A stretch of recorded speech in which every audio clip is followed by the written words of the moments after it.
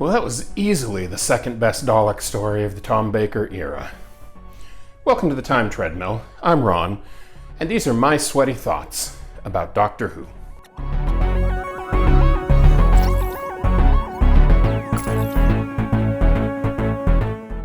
The Fourth Doctor faced off with the Daleks twice during his 7-year tenure. And while Genesis of the Daleks is rightfully considered one of the greatest stories of all time in Doctor Who history, Destiny of the Daleks doesn't stand in that pantheon. But it's still actually pretty dang good.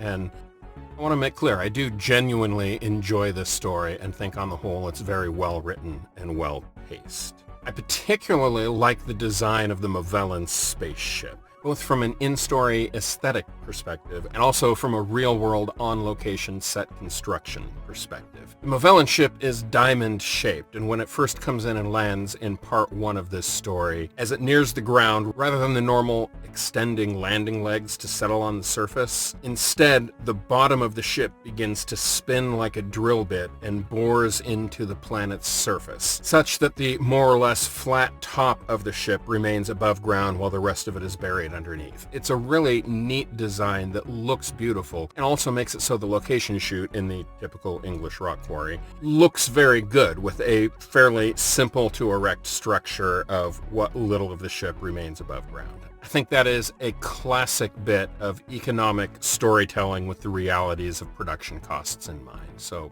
bravo to the designers for that. And now, with all of that being said, I'm going to talk shit about the story for the next couple of minutes. First of all, I have to say, my favorite line in the entire story is when one of the Daleks screams out, "Drilling will continue until penetration is complete." 12-year-old me laughed a lot at that line. There are also some practical plot problems with the story.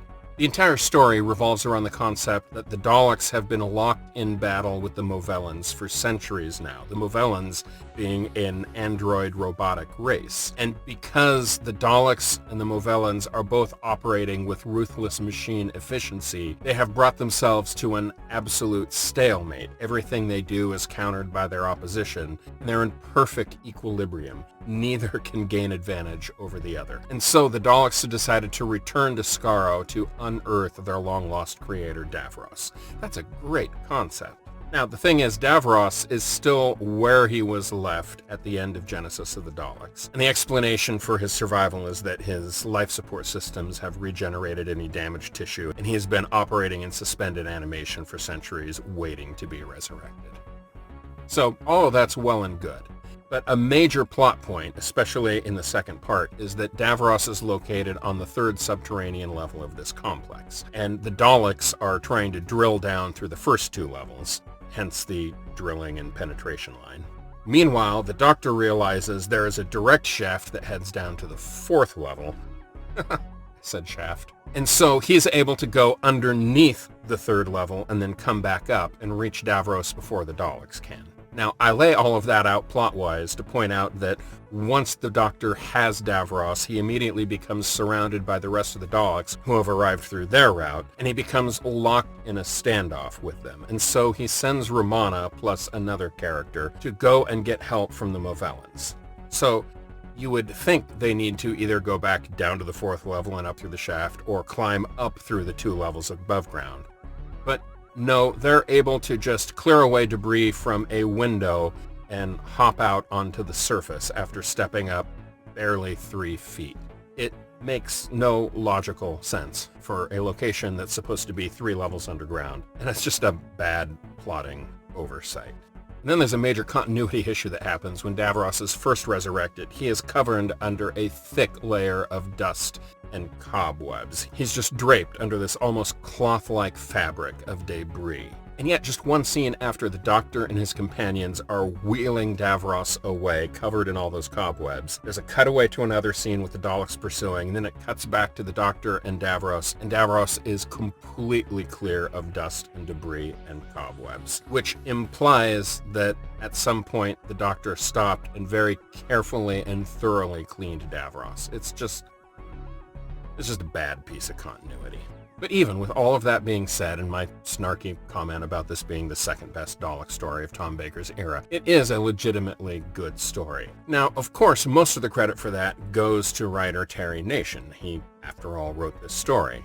But it's worth noting that although he absolutely gets credit for writing the story and all the characters and all of the story beats, new incoming script editor Douglas Adams gets credit for actually writing about 90% of the final shooting scripts. By all accounts, what Terry Nation handed in was the framework for the story without anywhere near the final polish that was needed. And so Douglas Adams gets a lot of credit as well for making this story as good as it is. And one of the elements I really liked about the climax of the story is that whereas the Daleks historically had always been Nazi references, in this one the climax has Davros sending several Daleks in to surround the Movellan ship to blow it up, and they're all wearing explosive devices ringed around their entire bodies. They're essentially wearing suicide bomber explosive vests. And that, bearing in mind that this was written and filmed in 1979, is a direct reference to both the quote-unquote Irish troubles of the era, as well as everything that was happening in the Middle East at the same time. That was an era where suicide bombing really came to the forefront in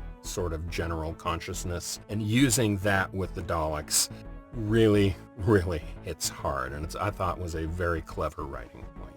So anyway, that wraps it up for the Daleks for this era of the show. Of course, they'll be back again and again and again, but I'll deal with that another day. Tomorrow I start in the definitive Douglas Adams story, City of Death, and I am so looking forward to diving into it. I'll see you tomorrow.